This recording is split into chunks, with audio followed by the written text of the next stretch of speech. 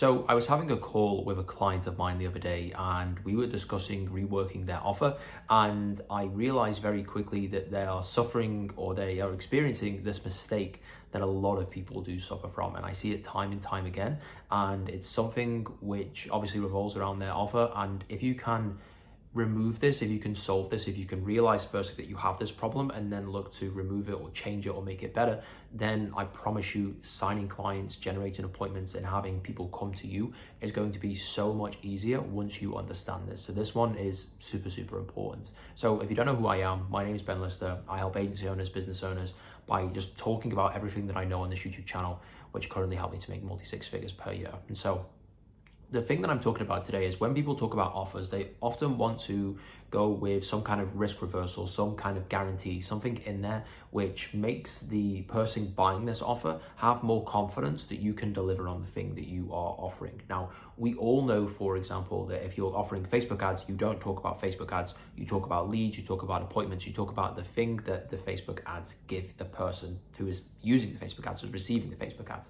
And so when you are actually building this offer out, of course, that's what you're going to be thinking about. But one thing that no one thinks about is comparing the offer inside of your niche and making sure that the offer and the niche work together pretty well. And so, of course, you can do this by making sure you use the right language, making sure that, of course, if your niche actually cares about appointments, not leads, then you're going to focus on appointments, right? But one thing that people seem to just completely forget is the fact that your offer only needs to be as good as your niche needs it to be. And so what I mean by this is that if you are thinking about who to sell to, which of course your offer is basically, part of your offer is who am I going to sell this to, then you can actually pick a niche or decide on a niche that doesn't actually need all that much stuff. Now, for example, if you're going to work in the e-commerce space and you're just starting out, or you don't have a crazy big brand just yet, you need to have some kind of offer there which is pretty good, because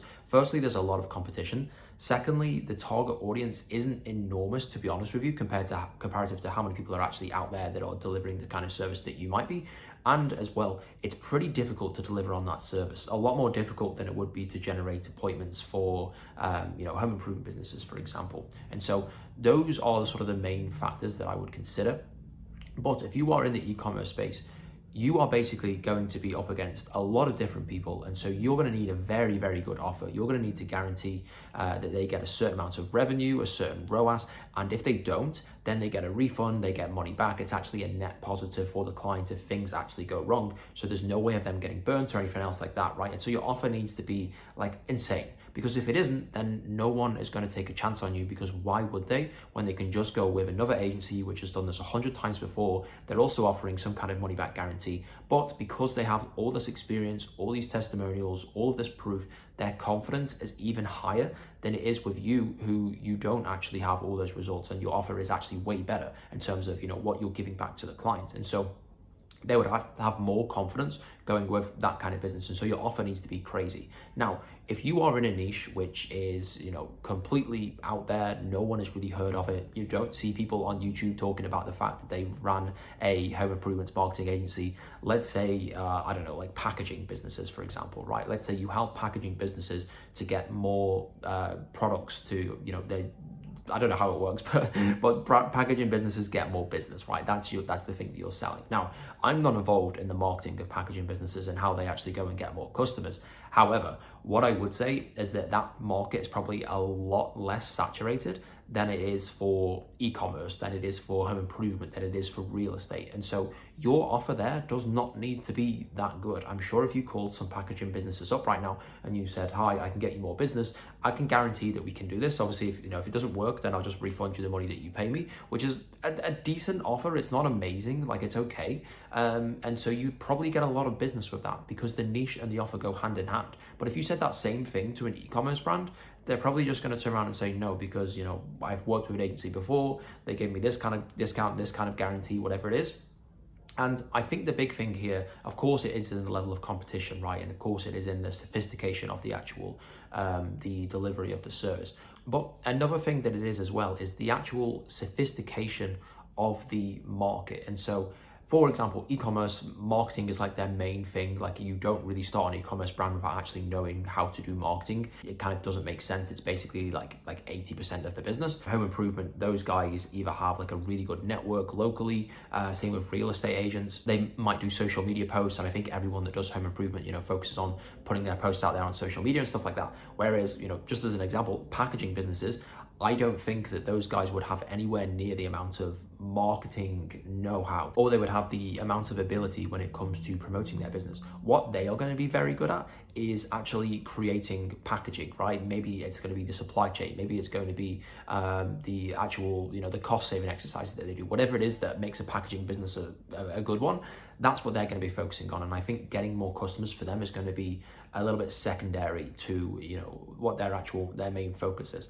And so you're very easily there going to come in there with a much better offer. You're going to come in there with, you don't need anywhere near as much social proof as you do with certain niches, and you're going to be able to sign a lot more clients by having the same exact offer, but just for a different niche, but just for a niche that actually needs that offer a little bit more. And so many times I see people who, their favorite YouTuber has started an agency that focuses on home improvement, for example, or real estate or whatever it is, and everyone just goes towards that specific niche. Everyone just focuses in on that specific niche. And obviously it makes a lot of sense people to do this. It makes sense for someone to, they just copy what they see, right? They see someone who's going out and being successful, and they know they've signed a couple of clients and they go and do this. But what you're starting to do is everyone is using the same kind of offer. Everyone is using I'll give you a money back guarantee, or I'll do this for you, I'll do that for you, right? The niche itself, as in the group of people that you're targeting, that competition doesn't really matter as such if people are trying to work with them. It's basically the fact that everyone has had the same offer. Everyone is doing the same thing. And if you want an SMMA, which is basically Facebook ads, Google ads, YouTube ads, or maybe an organic method or something like that, which is promoting someone's business and getting them more business, then what you're going to start to see is that the offers just repeat again and again and again for those specific niches. And you need to branch out into a niche that either one, you've probably never heard of or never considered. And first of all, you just need to find something that's, that most people aren't actually targeting. And the way that I would go about actually finding niches that, are just completely out there or no one is actually targeting is just looking through directories of, I think in America, there's one called Better Business Bureau where you can just search through all the different industries that are out there. You can find an industry there and then just search on Google for this industry marketing agency, right? So let's say packaging company marketing agency, right? If you search something like that and nothing comes up, then you know that you're probably onto a winner. The next best thing you want to do is just start calling these companies up, finding decision makers using some, basic lead searching and some lead generation methods, and just call these guys up and just say, hey, I'm currently doing some research on this. If you position it like you are a business trying to sell them some marketing straight away, you're probably not going to get great answers. But if you just position this like, hi, I'm just doing some research. I just want to speak to the decision maker and see, is this something that they would actually be interested in? A simple yes or no is fine with me. If they say no, I'm sure you could probably get some answers out of them about why they would say no to this. Maybe loads of people do this already, they just don't need it, or it's not something that's super complicated, or they just don't actually require more business. And whatever it is, I'm sure that you can find a niche out there that meets those categories. So they need the business, they don't know how to do this, or they don't actually know of too many agencies that are doing this, and they'd be interested in seeing something that works. And obviously, if you can talk about specific results of that offer, so not talking about I can do Facebook ads for you, if you say, look, I can get you more business, I can get you more packaging contracts or whatever it is, then you can start to see, for example, if this niche is actually viable. And you very, very quickly are going to see this. And so if you're thinking about designing a new offer, if you're thinking about which niche you're going to go into, whatever it may be, take that into account, and I'm sure you're going to do pretty well. But yeah, that's it. Cheers.